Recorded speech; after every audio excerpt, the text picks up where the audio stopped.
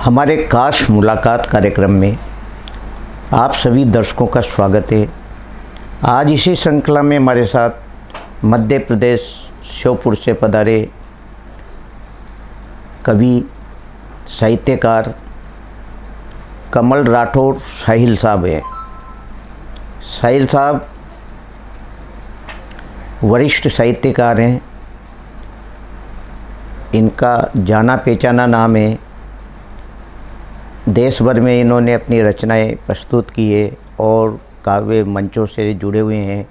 आज ये हमारे बुलावे पर हमारे स्टूडियो में पधारे हैं। इनसे इनके जीवन परिचय के बारे में हम जानेंगे। इनकी शिक्षा दीक्षा कहाँ हुई, इस बारे में हम इनसे बखूबी बात करेंगे। आइए बात करते हैं कमल राठौर साहिल साहब से।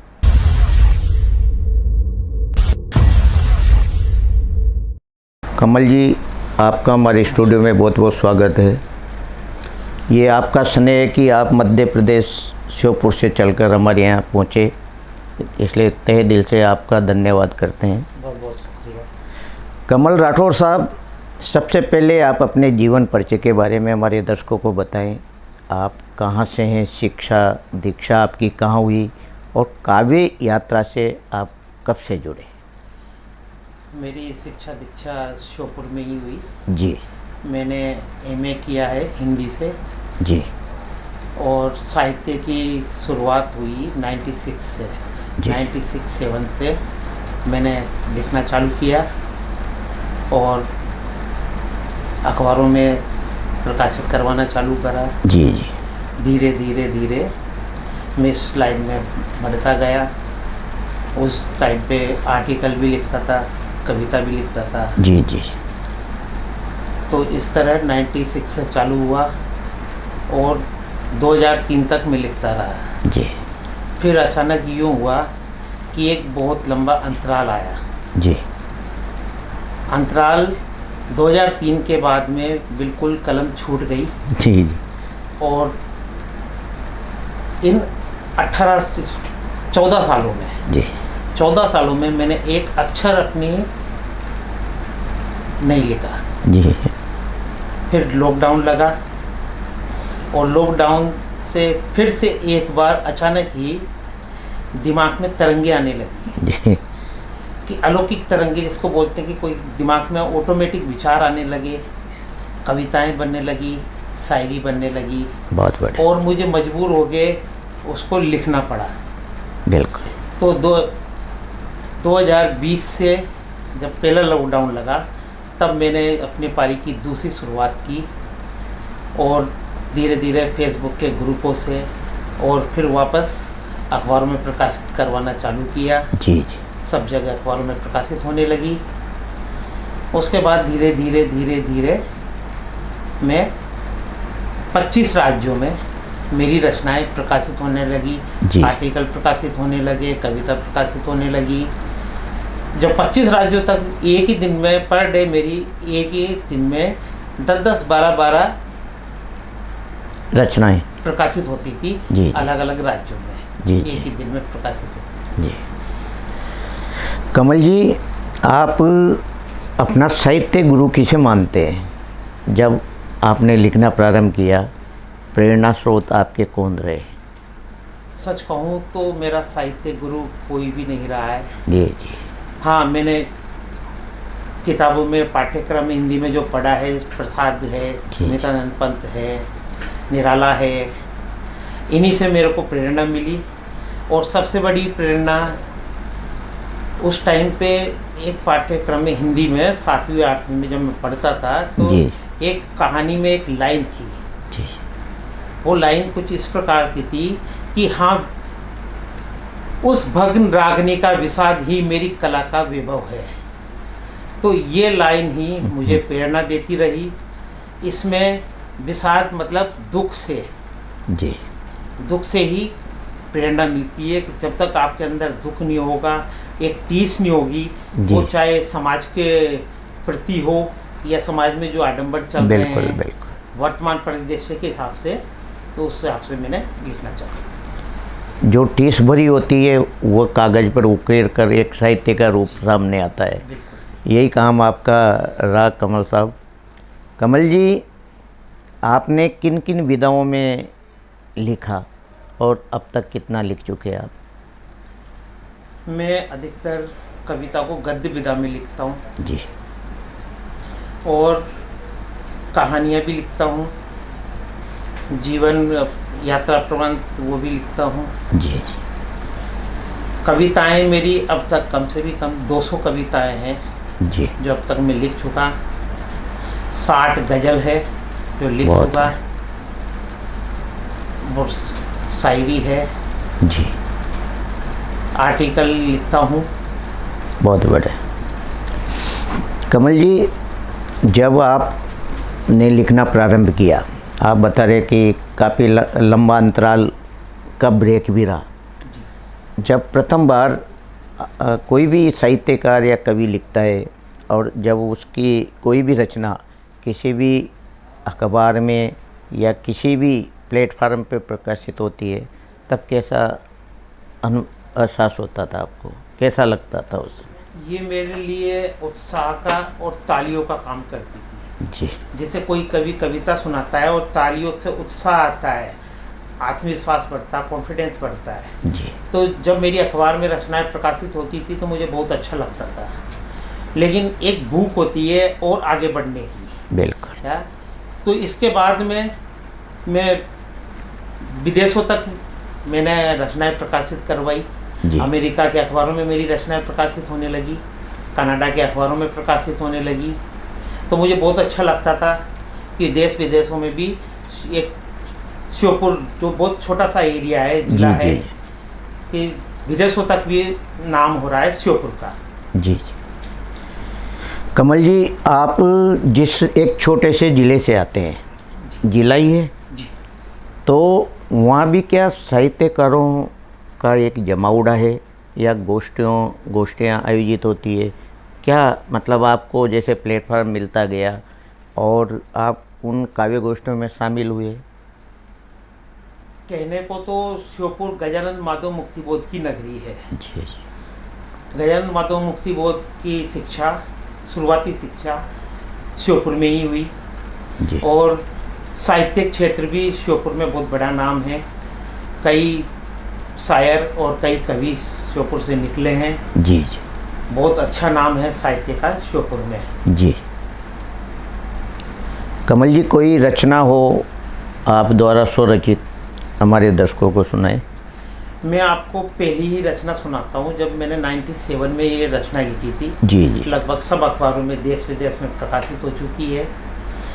वो रचनाएं, एक होता सफलता, एक होता असफलता। जी। सफलता पर तो कोई भी लिख देता, सब लिख देता। बिल्कुल। लेकिन मैंने जो पहली अपनी रचना लिखी थी वो थी असफलता पर। जी जी। उसमें भी, असफलता में भी एक मोटिवेशन छुपा हुआ है। जी, तो सुनाए। आपके सामने चंद लाइनें रखता हूँ। बिल्कुल सुनाए।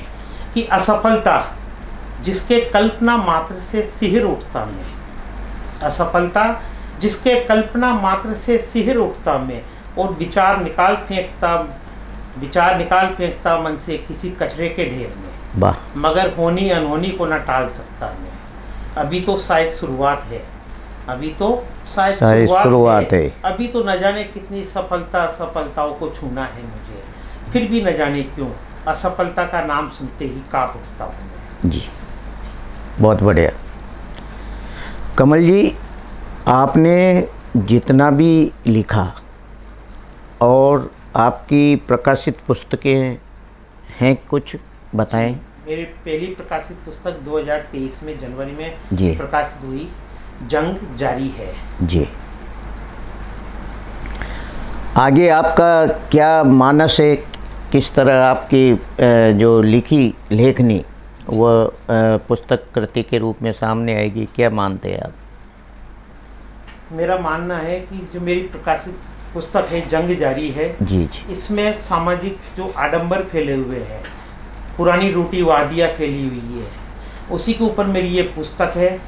और इसमें पूरा 20 साल का सारांश है पूरा।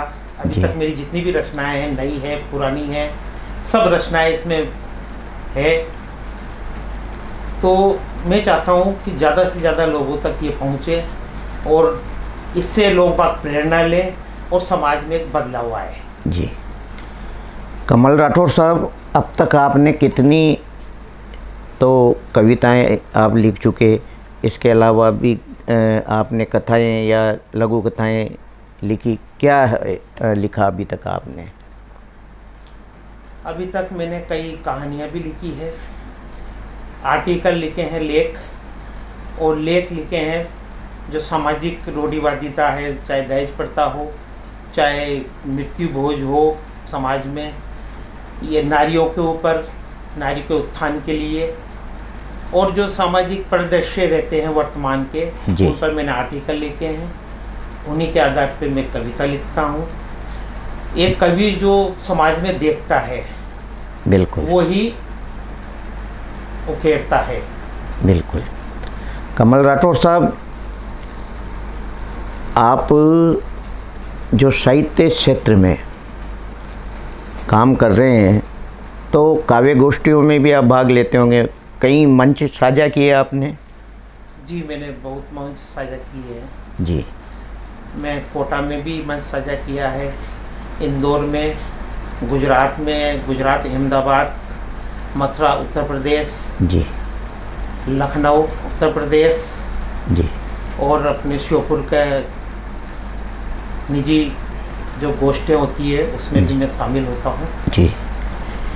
कमल राठौर साहब, जब कविता लिखते हैं, उसे मंच से जनता को परोसते हैं, तब आपने पहली बार किसी मंच को साझा किया होगा, उसमें बड़े बड़े साहित्यकार भी आपके सामने बैठे होंगे, तो उस समय कैसा आपको लगा था? ये बड़े साहित्यकार जब तारीफ करते हैं, जी, उत्साहवर्धन बढ़ाते हैं, तो बहुत अच्छा लगता है, और हमको आगे लिखने के लिए, आगे मंचों पे जाने के लिए जी प्रेरणा मिलती है इस चीज़ से। जी। कोई रचना और सुनाया आप? जी बिल्कुल। मेरे पिताजी कहते थे, जी, पिताजी कहते थे, राह हो कठिन विपरीत हो वक्त, चाहे काली अंधियारी रात हो। पिताजी कहते थे, राह हो कठिन विपरीत हो वक्त, चाहे काली अंधियारी रात हो, सुबह की उम्मीद रख, तू हौसला रख, हौसला रख। बहुत पिताजी कहते थे, इस रंग बदलती दुनिया में तू भी अपना एक रंग रख। वाह, क्या बात। कहते थे, इस रंग बदलती दुनिया में तू भी अपना एक रंग रख, आवेश के घोड़ों की लगाम अपने हाथों में रख, वक्त ही तो है बदल जाएगा, तू हौसला रख, हौसला रख। पिताजी कहते थे, नाजुक रिश्तों को तिजोरी में रख। पिताजी कहते थे, नाजुक रिश्तों को तिजोरी में रख, और रूठ जाए अगर अपने तो मनाने का दम रख। वाह, क्या तेरे अपने ही तेरे जीवन की दौलत है, इनसे ना कभी फासला रख, तू हौसला रख, हौसला रख। पिताजी कहते थे, कर्मों को इबादत की तरह पवित्र रख। वाह। पिताजी कहते थे, अपने कर्मों को इबादत की तरह पवित्र रख, बंजर भूमि में भी हरियाली आएगी। वाह। ऊपर वाले पे भरोसा रख, जी, तू हौसला रख, जी, हौसला रख। जी, बहुत बढ़िया, बहुत बढ़िया कविता आपने सुनाई कमल राठौर साहब। राठौर साहब, मैं जानना चाहता हूँ, आपने कहा मेरा जो लिखने का अंतराल काफ़ी गहरा हो गया था, यानी दूरी हो गई थी। जब आपको प्लेटफॉर्म मिला फेसबुक वगैरह का, उससे आप देश भर दुनिया भर से जुड़े और एक पहचान भी मिली, अपनी लेखनी के बारे में भी लोग तारीफ़ करते होंगे, तो क्या इस जो मंच से क्या मिला आपको, कैसा मतलब महसूस हुआ आपको इस मंच से जुड़ के? बहुत अच्छा लगता है जी, बड़े बड़े कवियों के बीच में बैठना, जी, उनसे मन की बातें साझा करना, साहित्य पर चर्चा करना, और उत्साहवर्धन मिलता है आगे लिखने के लिए, प्रेरणा मिलती है, और बहुत कुछ सीखने को मिलता है बड़े कवियों के बीच में बैठ। जी जी। कमल राठौर साहब, आप लखनऊ गए हो, जी, वहाँ देश भर के मतलब काव्य गोष्ठी में मतलब कवि जुड़े उनसे, आपकी जो मंच से। तो जब देश भर से बड़े बड़े साहित्यकारों के बीच में बैठना होता है और हर मतलब प्रांत से वहाँ एक मतलब महाकुंभ के रूप में होते हैं, तो कैसा महसूस हुआ आपको? और उस महाकुंभ में क्या मतलब बातें हुई? उस महाकुंभ में कई प्रसिद्ध हस्तियों से मुलाकात हुई। हमने जाना कि जो जितना बड़ा होता है उतना ही कोमल होता है और उतना ही उनमें बड़प्पन होता है। जी जी। तो उनके व्यवहार मन को छू जाता है और बहुत कुछ उनसे चर्चाएं होती है, बहुत कुछ सीखने को मिलता है। अलग अलग राज्यों से कवि आए हैं, 400 कवियों के ऊपर का ये महाकुंभ है। और मेरा ऐसा मानना है कि देश का सबसे बड़ा कुंभ था कवियों का, जहाँ 400 के प्लस कवि इकट्ठे हुए हैं इतने बड़े मंच पर। जी जी। संस्कृति विभाग और हिंदी साहित्य के द्वारा ये कुंभ किया गया था। तो बहुत अच्छा लगता है, प्रेरणा मिलती है, उत्साह आता है आगे बढ़ने के लिए। जी कमल जी, आप बता रहे थे कि इसमें मतलब फिल्मी दुनिया के भी जो लोग जुड़े थे, यानी फिल्मी दुनिया में कलाकार भी होते हैं वो, लेकिन एक साहित्य से भी जुड़े होते हैं, क्योंकि फिल्म और साहित्य दोनों एक जैसा रूप है। तो कौन कौन लोग उसमें शामिल हुए थे? जी, उसमें गदर 2 में जो काम किया था, चाणक्य गदर 2 जी, मनीष वाधवा जी वो पधारे थे, उनसे मुलाकात हुई, चर्चा भी हुई। मनीष वाधवा के अलावा सुरेंद्र पाल, जिन्होंने द्रोणाचार्य का किरदार निभाया था, जी, वो भी वहाँ पे आए। कविताएं उन्होंने सबकी कविताएं सुनी। इसके अलावा गजेंद्र चौहान, युधिष्ठिर का किरदार जिन्होंने निभाया था, जी जी, वो भी वहाँ पे आए, सबकी कविताएं सुनी, अपने मन की बात कही और अपने जीवन की जर्नी बताई। जी जी। इससे आम जो कवि हैं, जो देश देश आए हैं, उनका संघर्ष को जाना, फिल्मी हस्तियों के किस तरह उन्होंने संघर्ष करके वो आगे बढ़े। तो ये सब लोग कवियों को इससे प्रेरणा मिली। जी जी। और भी कई बड़ी हस्तियाँ थी उसमें, हरिओम पवार जी, ओज के जी, हिमालय जिसको कहा जाता है, जी जी, अनामिका जैन अंबर, राष्ट्रीय कवित्री सौरभ जैन जी, अस्ताना जी थे, और भी कई बड़ी बड़ी हस्तियाँ थी जो वहाँ पे आई थी। जी कमल राठौर जी, जैसे आपने बीच में आपकी लेखनी रोकी थी, अब जो आपका लेखन निरंतर जारी है, तो ये लेखन आपका लेखन निरंतर जारी रहेगा, क्या सोच है आपकी? जारी ही रहेगा, जंग जारी है। जी। मैंने अपनी बुक का नाम इसलिए ही रखा कि ये सबको अपनी जैसी लगे जी, क्योंकि हर व्यक्ति अपने आप में एक जंग लड़ रहा है। बिल्कुल। तो जंग जारी रहेगी, साहित्य जारी रहेगा। आपकी जो कृति है, प्रथम कृति जंग जारी है, इसमें समाज के लिए आपने क्या संदेश दिया? मैंने सिर्फ इतना सा संदेश दिया है, जितनी भी पुरानी रीतियाँ रूढ़िवादियाँ चल रही है समाज में, जी जी, उससे अब हम मुक्त हो जाएं, उनकी जंजीरों से हम मुक्त हो जाएं। इसी तारतम्य में आपको एक छोटी सी रचना सुनाए आप। सुनाना चाहूँगा इसी बुक से। जी। वो पीपल का पेड़। वाह। गांव में जो प्रथाएं चल रही है, जो कहानियां प्रचलित होती है, जी जी, उससे अंधविश्वास ज़्यादा फैलता है। बिल्कुल। तो उसी अंधविश्वास के लिए एक छोटी सी रचना है मेरा। बिल्कुल सुनाया। गांव में वो पीपल का पेड़। गांव में वह पीपल का पेड़ अब मनहूस हो गया। गांव में वह पीपल का पेड़ अब मनहूस हो गया है। कुछ मूढ़तावादी लोगों ने उस पर भूत चुड़ैल डाकन का साया घोषित कर दिया। बहुत बहुत। रात के सन्नाटे में वो पीपल का पेड़ नई पीढ़ी को डराने लगा है। बहुत। नई पीढ़ी। बिल्कुल, बहुत खूब। रात के सन्नाटे में वो पीपल का पेड़ नई पीढ़ी को डराने लगा है। दिन में जो हवा की शीतलता देता है, रात में हर राहगीर को डर बांटने लगा है। वाह। मूढ़ता की हद तब हो गई जब पीपल के भूत चुड़ैल डाकन आदमी और औरतों में घुसकर देवी देवता बनकर लोगों की आफतों से छुटकारा दिलाने लगे। वाह, बहुत बढ़िया। धीरे धीरे यह डर का व्यापार गांव वालों को रास आने लगा है। तंत्र मंत्र झाड़ फूंक नीम हकीम गांव में सबका धंधा चमकने लगा है। गांव में वो पीपल का पेड़ डराने लगा है। वाह, क्या बात है, क्या बहुत बढ़िया कविता आपने सुनाई। ये थे हमारे साथ श्योपुर मध्य प्रदेश से पधारे कवि साहित्यकार कमल राठौर साहिल साहब। इन्होंने समय निकाला स्टूडियो में आने के लिए। इनकी जो प्रथम कृति है जंग जारी है, इसके अलावा भी ये अनवरत इनकी कविताएं लिखते जा रहे हैं और इनका मानना है कि आने वाले समय में भी ये अपनी कृतियां सामने लाएंगे और उसमें समाज में जो फैली कुरीतियाँ रूढ़िवादिताएँ हैं उन पर ये अपनी लेखनी जारी रखेंगे और समाज सुधारक के रूप में वह काव्य रचना सामने आएगी।